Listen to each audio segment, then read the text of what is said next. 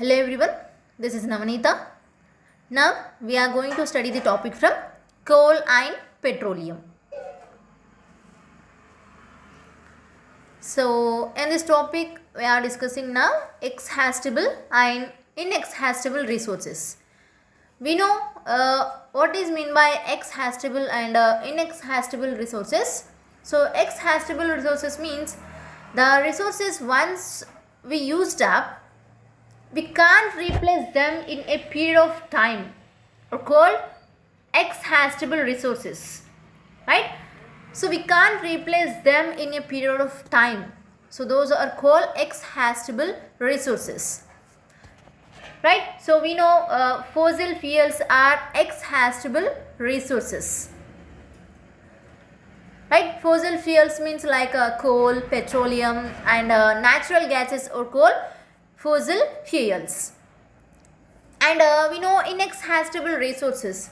So inexhaustible resources means these are renewable resources, right? So these inexhaustible resources are those that will either never run out or those that are replaced within a reasonable period of time through natural process. Right, we can say solar energy and wind energy. Okay, so now we have to think about few questions to understand about need and importance of natural resources. Right, so will the above resources be available forever? Right, so here, won't we ever run out of air? Won't we ever run out of water? Can these resources be exhausted by human activities? Do we have an unlimited supply of coal and petroleum? So here, some energy sources like air and water are not exhaustible on usage, right? So this air and water are not exhaustible. So hence these are called inexhaustible resources. This coal and petroleum etc. are the energy sources, okay, which are exhaustible on usage. So if the situation continues, in future we might have to depend on solar energy, because these coal and petroleum are energy sources and they are exhaustible on usage, right? So here this air and water are inexhaustible resources. Okay, so here is wood an exhaustible resource? So think about using wood for making furniture. So what will happen if all the forests are cut down and wood is used for various purposes? So how long do you think it would take to grow the forest again? So there are many resources like trees, right, which will be depleted if we don't make judicious use of them, right? So how long the fossil fuel like petroleum will be available?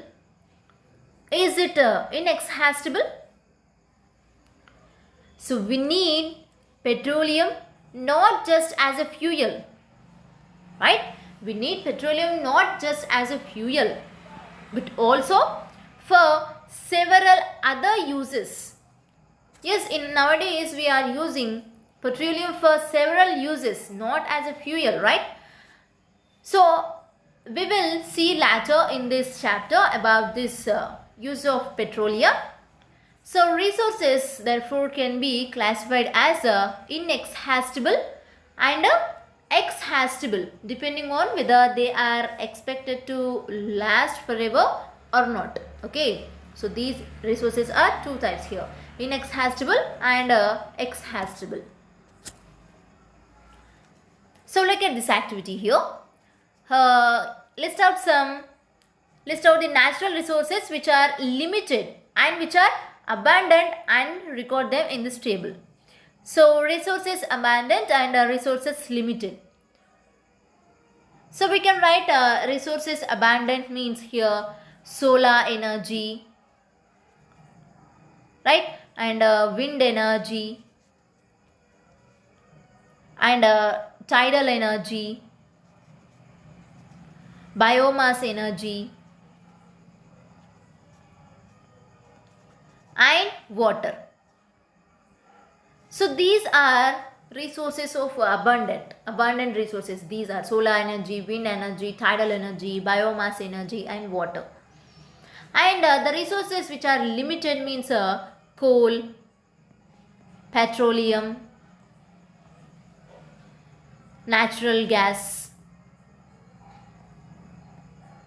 Yes, these are limited resources,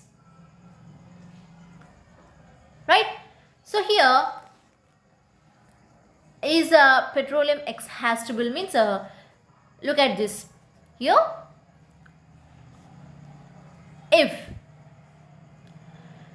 we see the history of petroleum production from 1859 to 1969, the total production of oil was 227 billion barrels. Okay, in the oil industry, the barrel is the unit for measuring petroleum volume, and 1 barrel equals 159 liters. Okay, 1 barrel equals to 159 liters. So here from 1859 to 1969, right, the total production of oil was 227 billion barrels. So 50% of this total was produced during the first 100 years, right?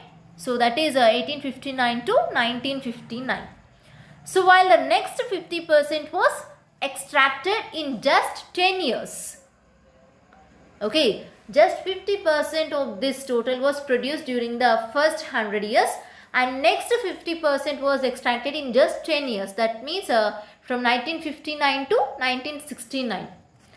So today our consumption rate of oil is far excess than that of the rate of its formation, right? So here it takes more than 1000 years to form the oil that we consumed in one day. Yes, it takes more than 1000 years to form the oil that we consumed in one day. So by about 2015, we would have consumed half of the total reserves of the oil, right? So it would become more and more difficult to extract oil in future, right? It would more and more difficult to extract oil in future.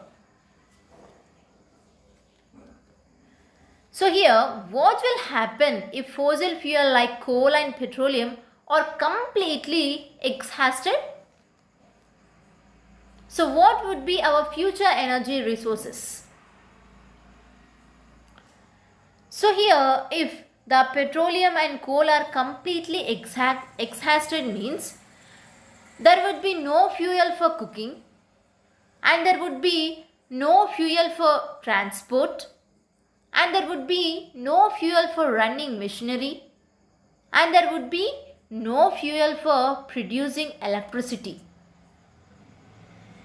Yes, so life on earth becomes miserable if the coal and petroleum are completely exhausted. So what would be our future energy resources means the future energy resources are hydroelectric power. Okay, so hydroelectric power and solar energy, wind energy, tidal energy, and geothermal energy, ocean thermal energy conversion, and biomass energy. So these are our future energy resources. Right? So the entire research and development, that means R&D, in the field of sources of energy shows that at the present rate of use of the conventional energy sources like fossil fuels will not last for long. Okay, presently only 10% of non-conventional energy resources like solar energy, wind energy, tidal energy, etc. are used. Yes, now we are using just 10% of these resources like solar energy, wind energy, tidal energy, right? So these are inexhaustible resources and abundantly available in nature. If this coal and petroleum are completely exhausted, means we will use these resources only like solar energy, wind energy, tidal energy, etc. Right? So these are inexhaustible resources and they are abundantly available in nature. So are the fossil fuel resources available sufficiently to meet the future energy needs? So what actions are required to meet the future energy needs? Right? So here, are the fossil fuels or resources available sufficiently to meet the future energy needs means? So we can see here no. Okay. So a survey gives an information that about 2015, the world people would consume half of total reserves of petroleum, right? So coal is also an exhaustible resource. So we can meet our needs with coal for another 250 to 300 years at the current rate of use. Okay, so here what actions are required to meet the future energy needs means? Here, do not waste fuel for unnecessary activities. Okay, the energy should be properly utilized and the wastage should be minimized. So usage of a bicycle in place of motor vehicles for small distances, right? So if you want to go small distances, then if you use a bicycle, that is a better one, right? So using road transport vehicles for traveling larger distances, which will minimize fuel consumption.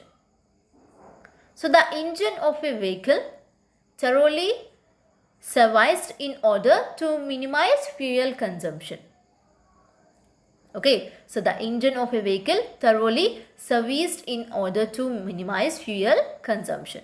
So alternative sources like solar energy, wind energy, tidal energy are more utilized. Okay, so these are the actions are required to meet the future energy needs. Okay.